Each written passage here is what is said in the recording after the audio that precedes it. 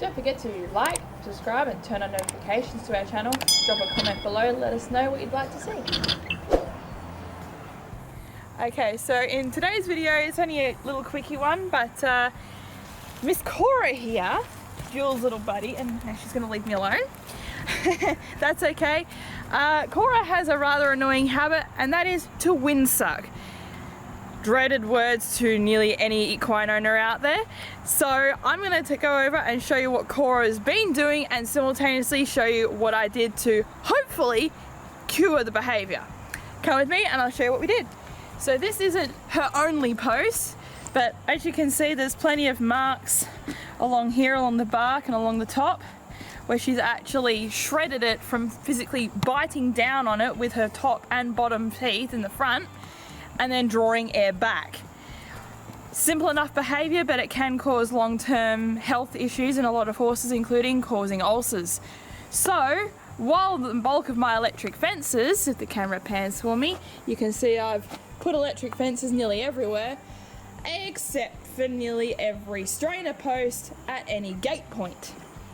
So what I did, I took some black pipe, a handful of screws and some fence wire, and I made these insulators along the tops of the posts. Relatively easy for anyone to make themselves at home if they had a similar problem.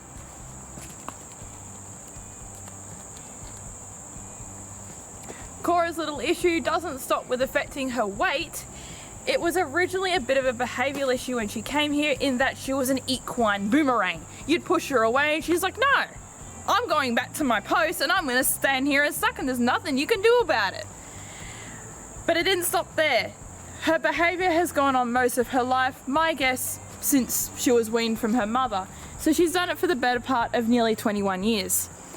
As a result, her top front incisors are near non-existent, right back to the gum. We'll see if she'll behave herself and I'll show you in her mouth. So as you can see, there's near no teeth there and it's pretty nasty. Unfortunately, she's not a big fan of having her mouth checked, but as you can see briefly there, it's not good, and it does affect how much nutrients that she can actually intake. So I'm hoping my little solution here has an effect. Stay tuned for later in the video to see her very fond reaction of my gift to her. So before I actually show you Cora's reaction, I just want to show you some still photos of my little creation here.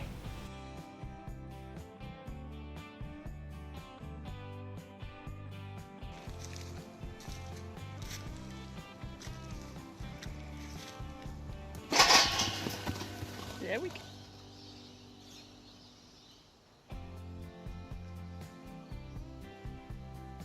After sniffing the ground, you can see it didn't take Cora long to figure out that it wasn't the ground or the fence beside her that gave her the zap.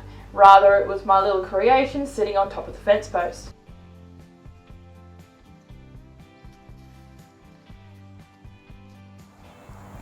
So as you can see by that clip, it wasn't exactly the best to see from a horse to be heavily spooked that way, but I felt that this was a better alternative for her than using a windsucking collar, which I do have, but unfortunately for Cora, I believe she finds it rather constricting and possibly quite stressful, as within minutes of wearing one, her body heat turns up, and if I was to leave it on, she ends up dripping with sweat. I don't agree with using electric or shock collars similar to what you'd use on a dog, so I felt this might be the better alternative. It doesn't restrict her airways, she can still eat and drink perfectly fine, it doesn't affect her in any other way, or if she was to accidentally trigger an electric collar.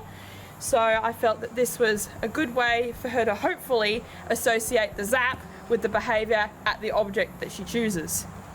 Well, time will tell if it actually works. Until next time, we'll see you in the next video, and it'll be Jewel next time, so I'll see you next time.